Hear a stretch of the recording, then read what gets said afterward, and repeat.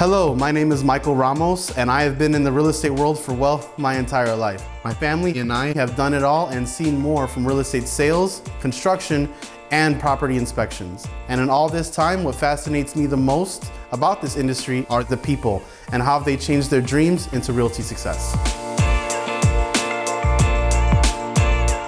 This program is brought to you by City Home Inspectors, your one-stop shop for all your home inspection needs. Good morning, and thank you everybody for coming into this week's episode of From Dreams to Realty Success, where we share inspiring stories of the top achievers of the real estate industry. Today we have Ivan Blanco.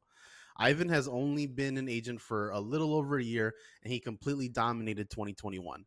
With 25 units sold and just under $7 million in value, is amazing numbers for someone brand new to the game. So it's great to have you, man. Thanks for coming in. I know it's like we were talking a little bit earlier, getting some time for a realtor to take time with you just to talk is like pulling teeth sometimes. So it is very appreciative that you come on and take this time to talk to us today. Thank you very much. No, thank you for making the time as well. I know you guys are busy running your business and launching this podcast. I'm super excited for you guys and proud of all the work you're doing. So thank you for having me. Awesome. Yeah, no problem, man. Yeah, thanks. I mean, yeah, like I kind of tell people a lot, like the whole point of the podcast is, to kind of and tell your stories. I always say like the most inspirational person I know is a realtor is my mom, so, but I've always like noticed that, we always look to these realtors. We see the glitz and the glam. We see all the good stuff, on their social media, but we don't see the everyday struggle. Like I hear a lot of people say, oh, that's an easy job. Oh my God, no, it's not. No, far from it. We know that. Yeah. Far from it, for sure. Mm-hmm. Mm-hmm. So, I just want to get back into it then. So 2021 was a great year for the Blanco family.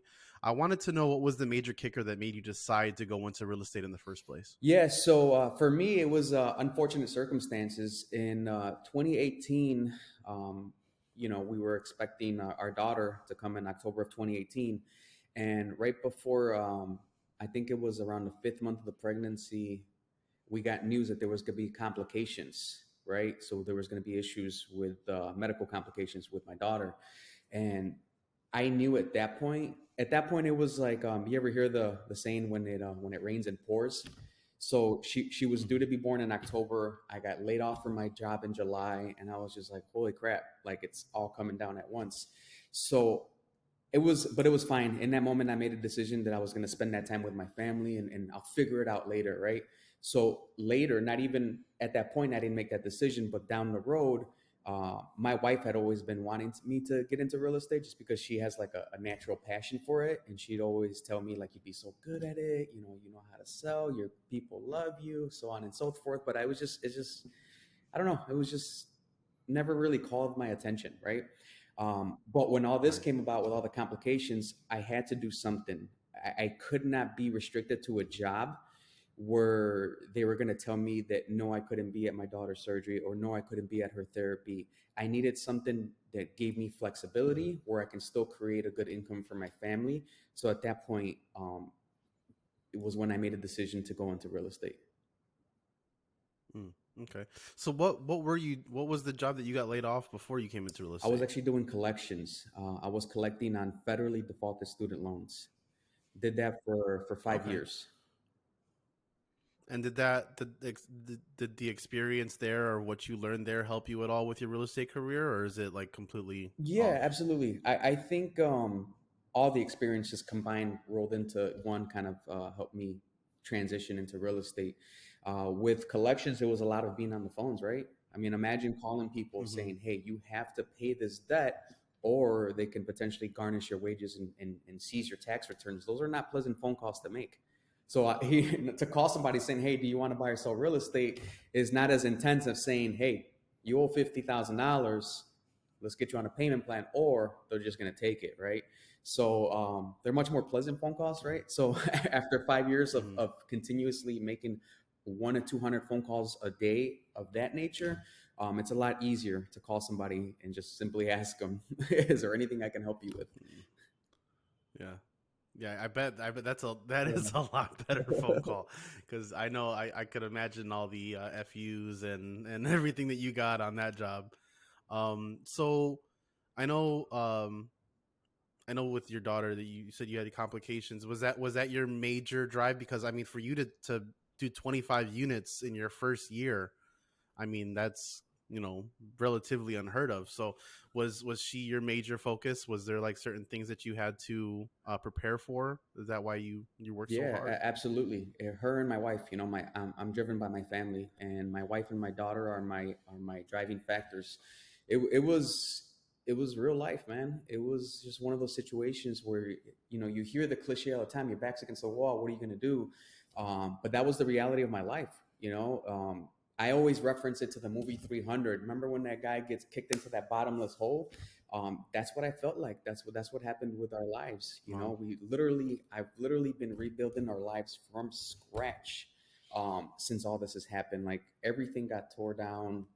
You know, last year, thank God, to my amazing clients and support, and also my support from my family, I was able to pay off all our debt that we accumulated during this time. Um, it was when this all started, and she was in intensive care for several months, and surgery after surgery, still going through things, right? But we're finally starting to see some light at the end of the tunnel. But it was so intense that I wasn't working, and my mentality was, I'll figure it out. I don't care. I need to be there for my family. That was the only thing I cared about. But I was driving Uber part time just to make the minimum payments on the credit card, because I've always been really prideful on my credit, because I've always had great credit, and I refused to let that tank. I was like, I don't care if I owe money. I just do not want to fall behind.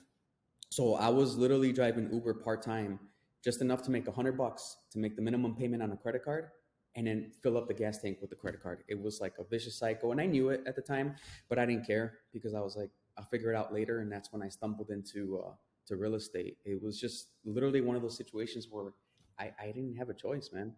And I just kind of threw Hmm. myself in the fire. I was like, man, let me just throw myself in there, um, find myself a good mentor, which was extremely important, and I'll figure it out. I'll figure it out on the way. It was kind of one of those jump, and then on the way down, figure out if the parachute works, or figure out how to make it work. Hmm. Hmm. Interesting. So, so you were doing Uber while you were taking your real estate classes? Is that basically what you were Yeah, doing? yeah, that's And what was that like, being able to have to work and then also those classes? I know that's not an easy test. How did you do? Did you pass quickly, or did it take you a couple tries? so. The working and having to do that and having to take the test was not the hard part for me. The hard part for me was knowing that my daughter was fighting for her life, and and trying to Mm-hmm. focus on studying.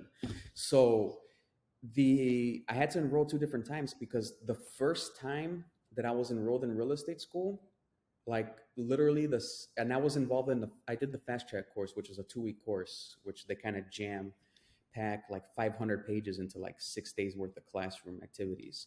And during this, I want to say like the third or fourth day of class, my daughter got really sick, and it was really intense.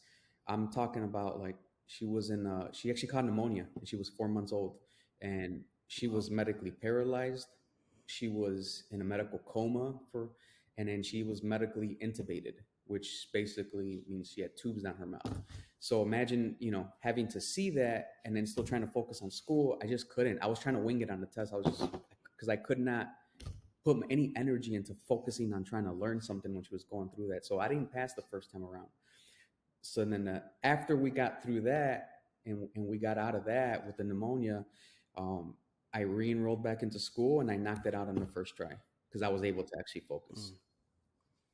Mm, right. Wow. Yeah. No, I couldn't imagine. I mean, I have three kids, and yeah, that would be devastating. Like, kudos to you for being able to get through it, because I don't know what I would do. I'd probably cave under the pressure. I'm not even gonna lie. There's times where you um. want to, man. There's times. I Yeah. mean, there's been several times where I've hit the, like, I don't know how much more I can take point, but Mm-hmm. those are the times where you really got to dig deep. You almost have to give in into being broken, because I think that's kind of one of those things that I was kind of resisting. I was like, like, I'm just gonna keep going, keep going, keep going, to the point where it's just like, I just can't anymore. So Mm-hmm. it's one of those, man, where it's a really like life humbling situation that like brought me to my knees and just put all my faith in God and just prayed, and He's bringing us out of it. It's great. Yeah. I mean, yeah, like you said, that takes a lot, for some people, like I said, they would just they wouldn't be able to, they would use it as an excuse. I can't do nothing because XYZ, or I'm not able to get this job because of this. But you dug deep for your family, and that's very admirable. Congratulations. And numbers don't lie. You came in and you started swinging for it, and I know this is all for your daughter, so congratulations to you and your family for Thank you, sure. appreciate it. Thank you.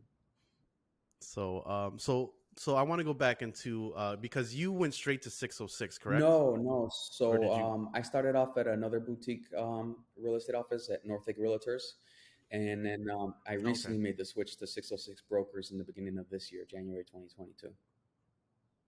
Okay. So what made you decide 606? A couple different reasons. From the business aspect, I saw that the broker owners were really hands-on, like really hands-on with the realtors as far as developing and training them, and bringing in a lot of resources to do trainings into the office, and that was important to me. So that was from the business aspect, that was a major driving factor. And then from the personal aspect, I just felt that connection, that they were just good, genuine people, which matters a lot to me, because if they weren't, I wouldn't be here. Right. Yeah.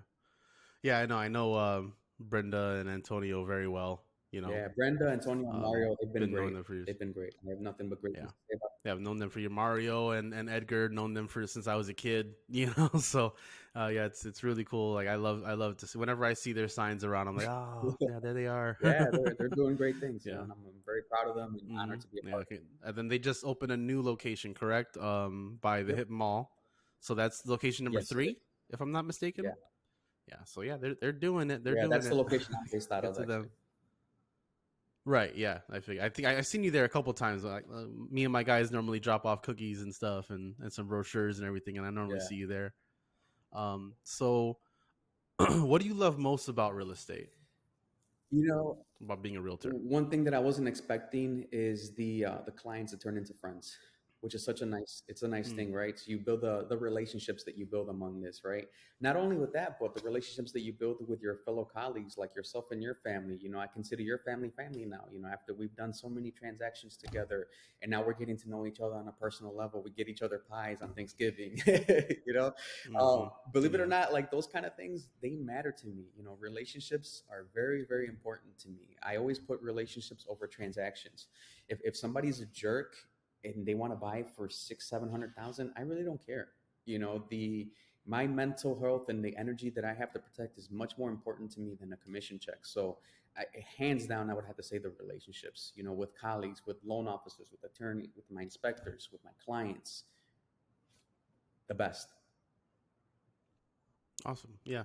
Yeah. There's a lot of cool people you meet down the Absolutely. way. Whenever I go and I kind of help out with the inspections, we always go into the houses and I see some amazing properties, and I'll just like start taking notes for my Yeah. house. So it's like, man, it's really cool. I know one time we had an inspection that went so well that the buyer and the seller were hugging Oh at the end. wow.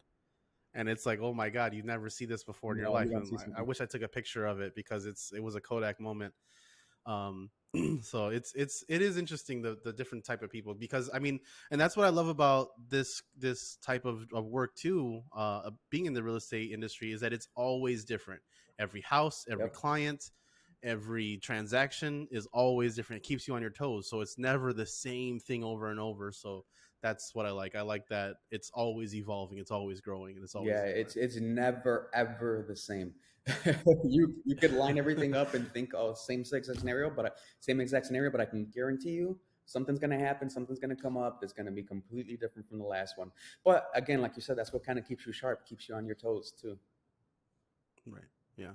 So, are you do you focus more on buyers or sellers? So I started off as a buyer's agent on a team when I started at North Lake Realtors. So I was really heavy focusing on buyers, just because he was telling, my mentor at the time told me that basically buyers fund your business. So like buyers is a good way to start making some money, and then as you start working with so many buyers, you can kind of start seeing and hearing everything that they're looking for or everything that they're picking apart or walking through a house, which helps you as you transition into a listing agent, because now you can walk through somebody's house and be like, well, I'm looking at this in the eyes of a buyer and also the bank, because now after you do so many deals, you kind of know, what certain kind of loans, what they look for in the house. And so started off heavily as a buyer's agent, but I'm kind of slowly starting to make the transition and focus more on listings. I have somebody that's new here at the office. He's really hungry. I have him helping me with a couple of my buyers right now, and I'm focused on a couple of different listings that I'm working on. So it's gonna take some time, right? But I think it's important for everybody starting off brand new is to really just focus on buyers, because with the listing side, it's a different skill set. It's a much different skill set. It's a much bigger responsibility. So to anybody new starting up, I would say focus on working with buyers, because they're gonna get you going, building momentum, and you're gonna learn a lot that's gonna help you become a listing agent. So that's crazy. So in 1 year, you went from needing a mentor to being a mentor. I never even thought about it, but yeah, I guess. That's admirable, man. Like you're really doing it. And if people like I said, numbers do not lie. And if people are coming to you already and they're like, "Hey, man, what do I need to do?" That's awesome. Some people don't like to give out their tips and tricks. They like to hold on to their cards and be like, no, no, you got to figure it out like I did. But it's really good to see people that like to help others, because I always say there's enough business for everybody. You know what I mean? There's no reason to hold anything to your chest. You can always help each other I out. could not agree with that more. I really do believe that we can create whatever we want. The business is infinite. It's just a matter of us creating it. And there's absolutely no need to hang on to any secrets, tips, tricks. I feel that you're putting out good energy when you're out there helping somebody. And you know what? One of my favorite mottos is do the right things for the right reasons, and everything else will take care of itself. I don't do things in hoping that good karma or that it comes back around. I don't think like that. I do it just because it's the right thing to do. I want to do it. It makes me feel good. It helps somebody, and somebody did it for me before too. So I still consider myself new. I'm still learning a lot. This is barely going to be my second full year in real estate, so I still consider myself new. And you know what? I think one of the biggest things that helped me is I'm not shy about asking questions. I'm very quick to tap on somebody's shoulder, to make a phone call, to try to figure something out. Um, so that's one. Yeah, never stop Yeah, learning. absolutely. Mm-hmm. Cool. And then what are some of the major stop signs you feel like your clients are dealing with right now when it comes to buying and selling? I really think that's case by case. I think a lot of Mm-hmm. people are driven by their emotions, and sometimes maybe from the outside noise too, with the opinions of others, right? So I really think it's all perspective, right? The right time is always when you're ready. It has nothing to do with market conditions, in my opinion, interest rates, inventory. If you're ready, you're ready. If you know the time is right, the time is right. So again, referring back to I say perspective, let's talk about the interest rates, right? So the interest rates during COVID were at all times low, right? Like 2 to 3%, whatever the case may be. And right now they're at about a mid five, right? Probably creeping into six sooner than later, um, which historically is about average, right? From what the statistics say, but from what they're coming from 2 to 3 to 5, 6, I understand the spike, but again, it's all perspective, right? You have to analyze whatever your current life scenario is, and if the time is right, the time is right. And when I say perspective, here's what I mean. You buy now, if that's in your heart, what you feel you have and need to do. And then the rates are eventually are gonna everything cycles. Every type of market and every type of business, everything cycles, everything comes back around. Eventually the rates are gonna come back down to 4, 3, 3.5, whatever the case is. And at that point you could just refinance and lock in that rate. We don't know when that'll be, right? It could be 3, 4, 5, 6 years down the road. But you lock yourself into now. You start building equity, and as the prices continue to climb up, when the rates come down, you lock it in, and you're good to go for the rest of your mortgage period. Perspective. Awesome, awesome. And then what would you again? So now we're gonna go back to your buyers and sellers. What would you say to somebody that would say like, "Hey, you know what? It's just not the time for me," or or maybe or this is one that I love to hate is, oh, I'm waiting for the market to crash.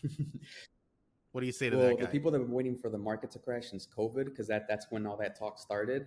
Um, for the same house they were looking at when that started, they're looking like at an additional $500 a month now because of the rate hikes. So I don't think waiting is ever the answer.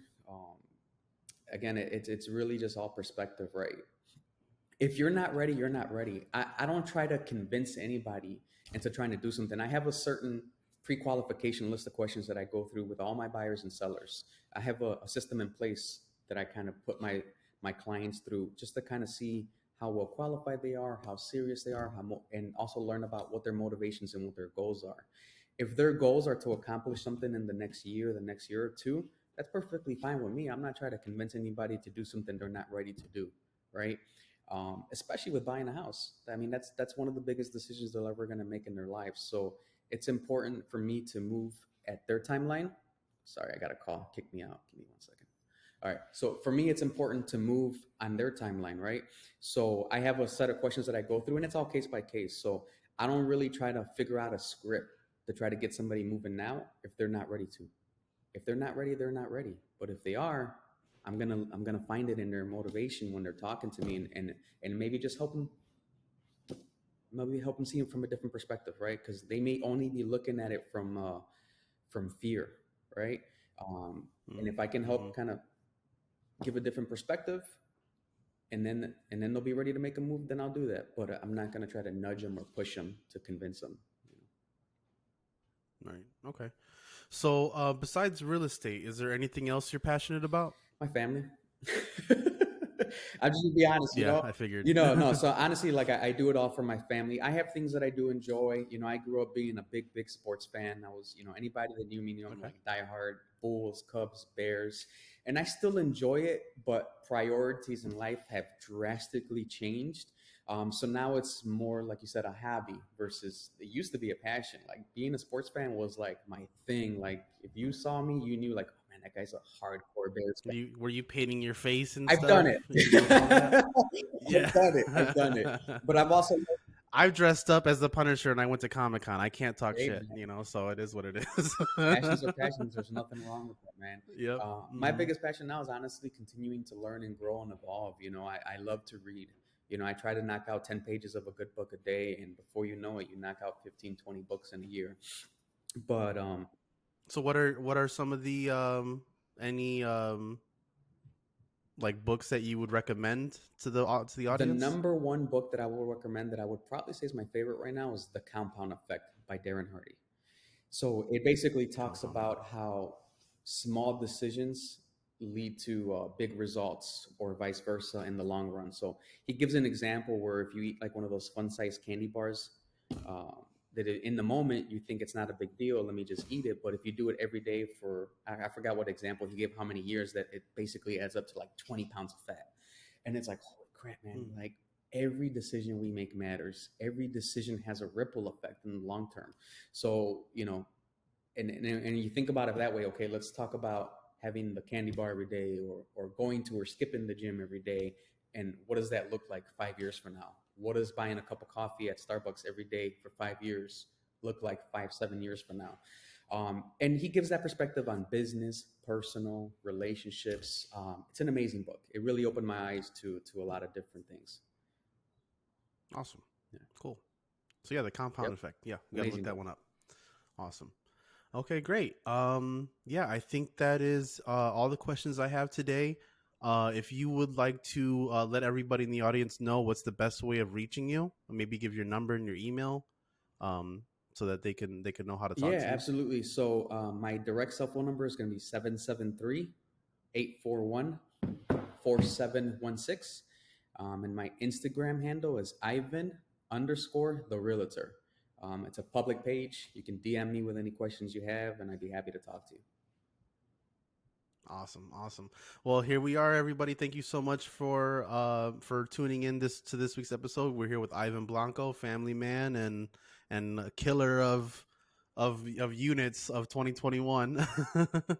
So Ivan, again, thank you so much. I know it takes a lot for these. I mean, this 24 minutes probably cost you a couple thousand. So I release you. I'm gonna give you back. I'm gonna give you back to the streets. I'll let you do your thing. Don't leave yet because it needs to finish loading. But yeah, thanks everybody. Have a good day. Thank you. Thank you, Michael.